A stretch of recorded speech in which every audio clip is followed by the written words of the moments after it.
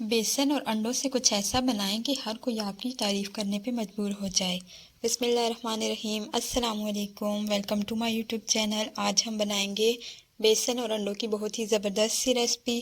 اس کے لیے ہمیں چاہیے بیسن میں نے یہاں پہ لیا ہے ہاف کپ۔ نمک ایڈ کریں گے اس میں، ہاف ٹی اسپون کے قریب میں نے کیا ہے، آپ اپنے حساب سے کم زیادہ کر لیجیے گا۔ مرچیں گئی ہیں اس میں 1/4 ٹی اسپون، اور تھوڑی سی میں نے اس میں چلی فلیکس یعنی کہ دڑا مرچ ایڈ کی ہے۔ بچوں کے لیے بنا رہے ہیں تو کم رکھیے گا مرچیں، اور اگر آپ بڑوں کے لیے بنا رہے ہیں تو اسپائسی بنانا چاہتے ہیں تو یہ آپ پہ ڈیپینڈ کرتا ہے کہ آپ کتنی مرچی کھاتے ہیں۔ اس کے بعد اور کوئی بھی مسالہ ایڈ نہیں کر رہی ہوں میں یہاں پہ، جسٹ پانی ڈالیں گے اور اس کا ایک تھک سا بیٹر بنانا ہے۔ بہت زیادہ تھک بھی نہ ہو لیکن زیادہ پتلا نہیں کرنا، ایک تھک سا بیٹر ہم نے اس کا یہاں پہ بنا لیا ہے۔ یہاں پہ تھوڑا سا زیادہ تھک تھا تو میں نے اس میں تھوڑا سا پانی ایڈ کر کے اس کو نارمل کر لیا، کیونکہ جتنی کنسسٹنسی مجھے چاہیے ہم اتنا ہی تھک اس کو رکھیں گے۔ تو اس طرح کی کنسسٹنسی ہو چکی ہے، یہ بیسٹ ہے۔ اب ہم اس کو سائڈ پہ کرتے ہیں۔ بیسن کو ریڈی کرنے کے بعد اب ہم لیں گے آلو 2 بوائل، بڑے سائز کے آلو لے کے میں نے ان کو بوائل کر لیا تھا۔ اب ہم نے ان کو یا تو میش کر لینا ہے آپ نے، یا پھر آپ نے ان کو گریٹر پہ اس طرح سے گریٹ کر لینا ہے۔ آلو آپ کے اچھے سے میش ہونے چاہیے، چاہے آپ گریٹر پہ کریں چاہے آپ میشر کے ذریعے کریں، لیکن کوئی بھی موٹا بیچ میں حصہ اس کا نہیں رہنا چاہیے۔ بالکل آپ نے آلو کو اچھے سے میش کر لینا ہے۔ اس کے بعد جائے گا نمک، 1 ٹی اسپون کے قریب میں نے اس میں نمک ایڈ کر دیا۔ مرچیں جائیں گی اس میں ہاف ٹی اسپون، کالی مرچ شامل کیا میں نے یہاں پہ ہاف ٹی اسپون، چاٹ مسالہ شامل کیا میں نے 1 ٹی اسپون، اور تھوڑی سی بالکل تھوڑی سی اس میں میں نے 1/4 ٹی اسپون کے قریب ہلدی شامل کر دی ہے۔ اس کے بعد ہم نے اس مسالے کو بھی اچھے سے آلوؤں میں مکس کرنا ہے، اور آلو کو بالکل مسالہ جو ہے اس میں اچھے سے مکس ہو جانا چاہیے، اور آلو بھی آپ نے اچھے سے میش کیے ہوئے ہونے چاہیے۔ تو یہاں پہ ہم اس کو مکس کر لیں گے۔ اگر آپ کے پاس اگر آپ ڈالنا چاہیں تو آپ اس میں پیاز کی چھوٹی چھوٹی کٹنگ کر کے بالکل چاپ کر کے، اور ہری مرچیں بھی آپ اس میں ایڈ کر سکتے ہیں آلوؤں میں۔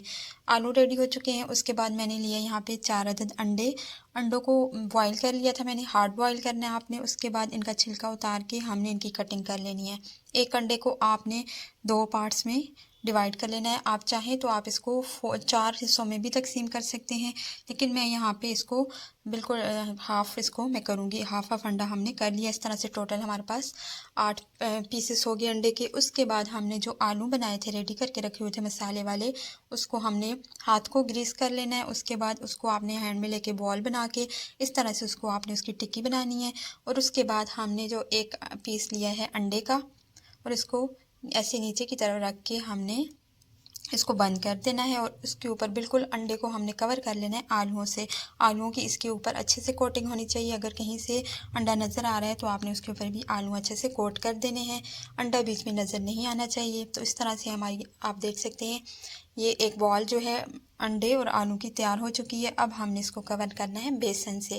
بیسن سے آپ نے اس کو اچھے سے کور کرنا ہے، اور تھوڑا سا یہاں پہ آپ نے احتیاط کرنی ہے، آلو اتر سکتے ہیں، آلو ادھر ادھر ہو سکتے ہیں بیسن میں ایڈ کرتے ہوئے، تو یہاں پہ آپ نے تھوڑا سا کیئرفلی اس کو کوٹ کرنا ہے۔ اور اس کے بعد آئل آپ نے پہلے سے ہی گرم کرنے کے لیے رکھ دینا ہے۔ جب آپ اس کو کوٹ کریں کور کریں بیسن سے، تو اس کے بعد آپ نے ڈائریکٹ اس کو آئل میں ڈال دینا ہے۔ آئل اچھے سے آپ کا گرم ہونا چاہیے، اور کوشش کیجیے گا کہ پین جو ہے، جو کڑھائی ہے، آپ وہ اس طرح کی یوز کریں جو آپ کا پین چیزیں ہیں وہ جو آپ کی مسالہ ہے چپکے نہ، یا جو آپ کے سنیکس آپ بنا رہے ہیں وہ نیچے چپکے نہ۔ نان اسٹک پین میں کوشش کیجیے گا کہ آپ ان کو فرائی کر لیجیے۔ ایک طرف سے آپ نے اس کو ٹائم دینا ہے تاکہ ایک طرف سے کلر بھی آ جائے، اچھے سے پک جائیں۔ پھر اس کے بعد ہم نے ان کی سائڈز کو چینج کرنا ہے۔ اس طرح سے گرم آئل میں اس کی اوپر والی سائڈ پہ بھی ڈال رہی ہوں تاکہ وہ بھی تھوڑی سیٹ ہو جائے، جب میں اس کو سائڈ کو پلٹوں تو وہ خراب نہ ہو سائڈ۔ اب یہاں پہ اسی طرح سے ساری جو ایک طرف سے کلر جن کو آ چکا ہے میں ان کی سائڈ کو پلٹ لوں گی، اور دوسری طرف سے بھی ہم ان کو اسی طرح سے پکا لیں گے۔ تقریباً 4 سے 5 منٹ آپ نے ان کو فرائی کرنا ہے، ساری سائڈوں سے اچھے سے ان پہ کلر آ جائے، گولڈن سا کلر آ جائے، تو پھر ہم نے ان کو نکال لینا ہے۔ تو یہاں پہ ساری سائڈوں سے اچھے سے پکانے کے بعد اب ہمارے جو سنیکس ہیں وہ ڈن ہو چکے ہیں۔ ان کو میں نکالوں گی آئل سے، اچھے سے ان کا آئل سٹرین کرنا ہے۔ اس کے بعد ہم ان کو پلیٹ میں ڈالیں گے۔ بہت ہی زبردست سی ریسپی آپ ضرور ٹرائی کیجیے گا، بچوں کی تو فیوریٹ ہونے والی ہے۔ بچوں کو ضرور ایک دفعہ ٹرائی کروائیے گا، ان کو یقیناً بہت پسند آئے گی۔ شام کی چائے کے ساتھ بھی آپ اس کو بنا سکتے ہیں، آپ بچوں کو لنچ میں بنا کے دے سکتے ہیں، ایک ہیلدی ریسپی ہے بچوں کے لیے۔ امید کرتی ہوں میری آج کی یہ ریسپی آپ کو ضرور پسند آئی ہوگی۔ ابھی میں آپ کو اس کی کٹنگ کر کے بھی بتا دیتی ہوں۔ ویڈیو پسند آئی ہو تو لائک اور شیئر کر دیجیے گا، اور اگر چینل پہ نیو ہیں تو میرے چینل کو بھی سبسکرائب کر کے بیل کا آئیکن پریس کر دیجیے گا، تاکہ میرے آنے والی ہر ویڈیو آپ تک سب سے پہلے پہنچ سکے۔